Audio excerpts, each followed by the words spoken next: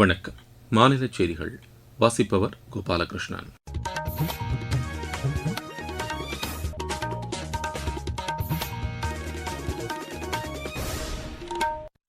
தலைப்புச் செய்திகள். இந்தியா தனது சிவில் அணுசக்தி பயணத்தில் முக்கியமான கட்டத்தை எட்டியுள்ளதாக பிரதமர் திரு நரேந்திர மோடி கூறியுள்ளார். நாட்டில் வளர்ந்த மாநிலங்களில் முதன்மையான மாநிலமாக தமிழகம் திகழ்வதாக திமுக இளைஞரணிச் செயலாளர் திரு உதயநிதி ஸ்டாலின் தெரிவித்துள்ளார். திமுக ஆட்சியில் மின்கட்டணம் கடுமையாக உயர்ந்துள்ளதாக அஇஅதிமுக பொதுச் செயலாளர் திரு எடப்பாடி பழனிசாமி குற்றம் சாட்டியுள்ளார்.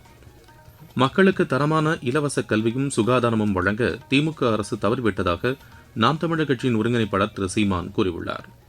ISL கால்பந்து போட்டியில் சென்னை அணி இன்று காசி அணியை எதிர்கொள்ளவுள்ளது. இனி விரிவான செய்திகள்.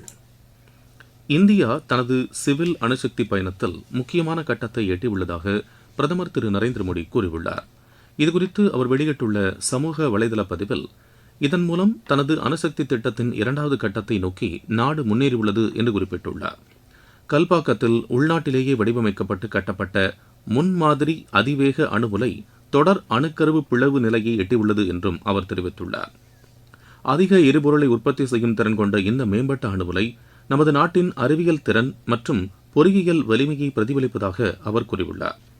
அணுசக்தி திட்டத்தின் 3வது கட்டத்தில் நம்மிடமுள்ள தோரியம் இருப்புகளை பயன்படுத்துவதற்கான இது ஒரு முக்கியமான மைல்கல் என்றும் இது நாட்டிற்கு பெருமைமிக்க தருணம் என்றும் பிரதமர் குறிப்பிட்டுள்ளார்.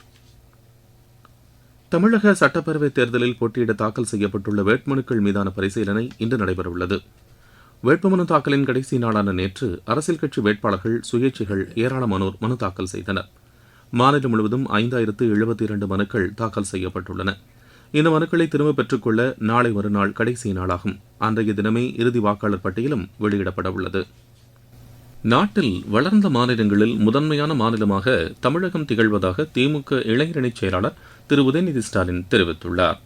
பெரம்பலூர் மாவட்டம் குன்னத்தில் நேற்று தேர்தல் பிரச்சாரம் மேற்கொண்ட அவர், அஇஅதிமுக ஆட்சிக் காலத்தின் போது மோசமான நிலையில் இருந்த அரசு போக்குவரத்து கழகங்கள் கடந்த 5 ஆண்டுகளில் சீரமைக்கப்பட்டு தரமான பேருந்துகளுடன் இயக்கப்பட்டு வருவதாக கூறினார்.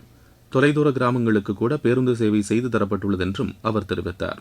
மகளிருக்கு கட்டணமில்லா பேருந்து திட்டத்தின் மூலம் ஒவ்வொரு மாதமும் 900 ரூபாய் முதல் 1000 ரூபாய் வரை மகளிர் சேமிப்பதாகவும் திரு உதயநிதி ஸ்டாலின் கூறினார். திமுக ஆட்சியில் மின்கட்டணம் கடுமையாக உயர்ந்துள்ளதாக அஇஅதிமுக பொதுச் செயலாளர் திரு எடப்பாடி பழனிசாமி குற்றம் சாட்டியுள்ளார். அரியலூர் மற்றும் பெரம்பலூரில் நேற்று தேர்தல் பிரச்சாரம் மேற்கொண்ட அவர், வீட்டு வரி 100% உயர்த்தப்பட்டதாக கூறினார். கல்விக் கடன் ரத்து செய்யப்படும், நியாய விலைக் கடையில் கூடுதலாக சர்க்கரை வழங்கப்படும் போன்ற வாக்குறுதிகளையும் திமுக அரசு நிறைவேற்றவில்லை என்று கூறினார்.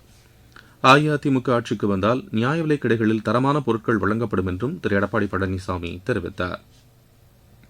மத்திய அரசுடன் பல்வேறு விஷயங்களில் மாநில அரசு முரண்படுவதால் தமிழகத்தில் வளர்ச்சித் திட்டங்கள் தடைபட்டுள்ளதாக பிஜேபி மூத்த தலைவர் டாக்டர் எல் முருகன் கூறியுள்ளார். திருப்பூர் மாவட்டம் அவினாசியில் நேற்று தேர்தல் பிரச்சாரம் மேற்கொண்ட அவர், அஇஅதிமுக ஆட்சியின் போது அத்திக்கடவு அவினாசி திட்டம் உள்ளிட்ட பல்வேறு வளர்ச்சித் திட்டங்கள் நிறைவேற்றப்பட்டதாக தெரிவித்தார். மத்தியிலும் மாநிலத்திலும் ஒரே அரசு இருப்பதால் ராஜஸ்தான், ஹரியானா, மகாராஷ்டிரா உள்ளிட்ட மாநிலங்கள் விரைவாக வளர்ந்து வருவதாகவும் அவர் தெரிவித்தார்.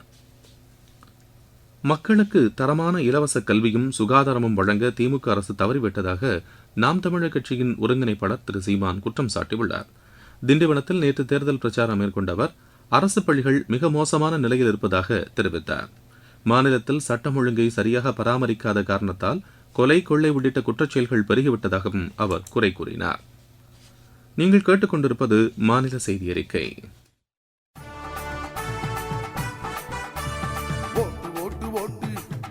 பணம் ஈட்டுவோரை ஓட்டு ஓட்டு ஓட்டு காட்டு காட்டு காட்டு உன் வாக்குரிமை வலிமையை நீ காட்டு காட்டு காட்டு ஓட்டு ஓட்டு ஓட்டு ஓட்டுக்கு பணம் ஈட்டுவோரை ஓட்டு ஓட்டு ஓட்டு காட்டு காட்டு காட்டு உன் வாக்குரிமை வலிமையை நீ காட்டு காட்டு காட்டு.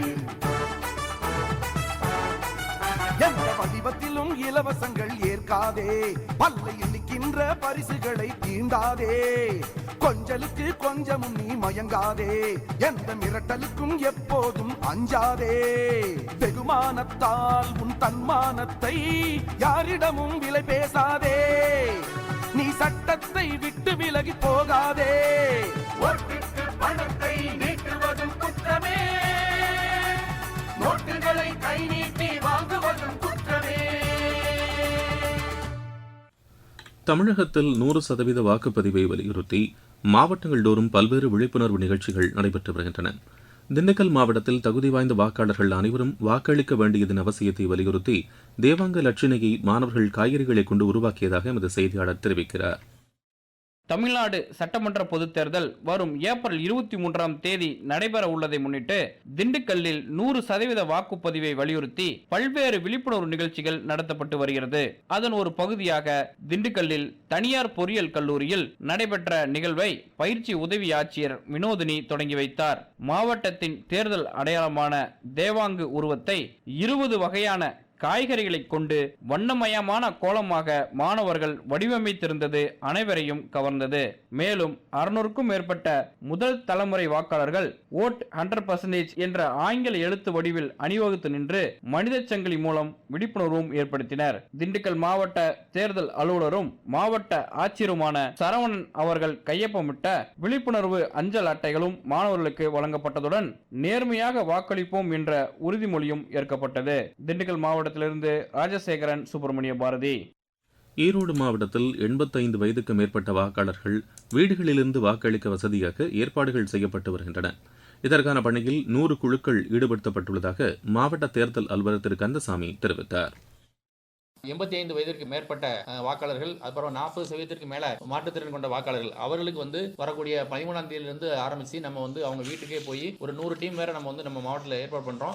அந்த டீம் அவங்க வீட்டுக்கே போய் அவங்களுக்கான வாக்குப்பதிவை செஞ்சு எப்படி ஒரு வாக்குச்சாவடியில் அவங்க ரகசியம் காத்து தங்களுடைய வாக்கை பதிவு செய்யறாங்களோ அதே போல அவங்க இல்லத்திலேயே அந்த ஏற்பாடுகளை செய்து அவங்களுக்கு வாக்கை பதிவு செய்து அதை நம்ம ஆர்ஓ ஆபீஸை பத்திரமா பார்க்கறதுக்கான ஏற்பாடுகள் நம்ம செஞ்சிருக்கோம். சில மாற்றுத்திறனாளி வாக்காளர்கள் தங்களுடைய வீடுகள்ல இருந்து இங்க வாக்குச்சாவடி வருவதற்கு எங்களுக்கு வாகன வசதி தேவை அப்படின்னா கூட அதையும் அரேஞ்ச் பண்றதுக்கு சாக்ஷம்னு ஒரு அப்ளிகேஷன் நம்ம ஆன்லைன்ல இருக்குது. அதுல அவங்க ரெக்யர்மெண்ட் கொடுத்தாங்கன்னா அவங்க வீட்டுல இருந்து வாக்குச்சாவடிக்கு வரதுக்கான ஏற்பாடுகள் நம்ம செய்வதற்கான ஏற்பாடுகளை செஞ்சிருக்கோம்.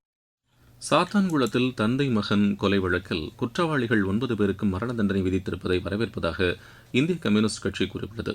இந்த வழக்கில் குற்றவாளிகள் தப்பித்து விடாமல் சிபிஐ அதிகாரிகள் சிறப்பாக விசாரணை நடத்தி முடித்துள்ளதாக அக்கட்சியின் மாநில செயலாளர் திரு வீரபாண்டியன் தெரிவித்துள்ளார்.